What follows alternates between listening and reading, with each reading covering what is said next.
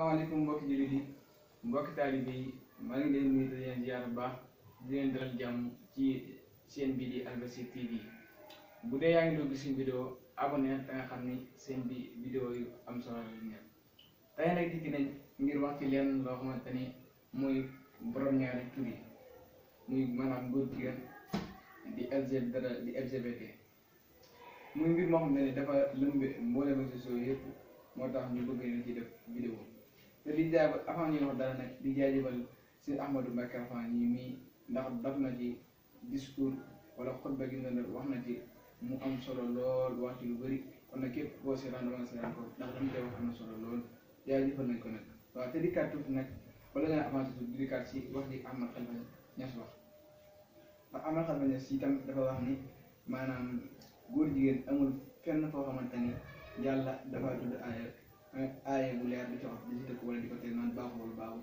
te di ci wax naan dem ba itam daal ni pour ba itam daan yàlla daa nettal histoire bi nga xamante ni ñoom la fi àll ak yow rek waaye indiwul ci histoire kuy wane ni naan baaxul baaxul muy wax yoo xamante ni dafa rëy loolu te juum na si foofu nag ndax kilifa la waaw dëgg yi gën a naqari nag mooy wax kilifa dëgg ndax am na xarit na si itam moom wax jooju loolu wala waroon na kaa wax ak yeneen wax dëgg bëri na mu wax ko kon ñu teewlu vidéo bi te dikkaat rek am na xam. bu fekkee ne góor jigéen affaire boobu am na depuis lu ëpp fukki junne at waaw bu dul indi histoire Sodome et Gomorrhe lu dul loolu alxuraan waxu ci leneen.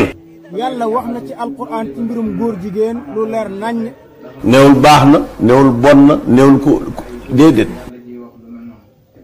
kon nag dañuy duggaat tuuti ci mbirum góor jigéen muy mbir moo xamante ni dafa alam lool baaxul dara yàlla al na ci ay nit ak xeet alam nañ ci wàllu góor jigéen ñu dem nag te xeet boobu doon woon nag ñëpp ko doon def de ñenn rek ñoo ko doon def sa biir xeet boobu yàlla booy wane alal ñëpp la boole alal kon nag ñun ñu dafa war a ñëw ci suñu bopp ndax jamono ji dem nañ ba réew yi suñu wet yëpp dagan nañ ko boo tuddee États-Unis France da ngay jàll ñun yëpp dagan nañ ko suñu réew ba mu dégg ba kaaw ji fii nii ci Sénégal mu war a doon comme ni ñu ko war a xeex bu mag ndax bu ñu xoolee kii Abdou Karim bi xool xaqan xeex na xeex bu mag ba dem ba kanamu assemblée nationale taal ko drapeau ñu koy jaajëfal.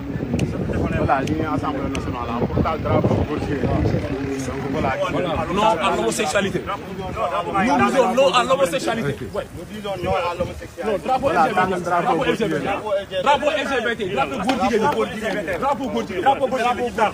Drapeau góor jigéen. dañu ñëw pour wax opinion internationale bi que le Sénégal dit non à l'homosexualité.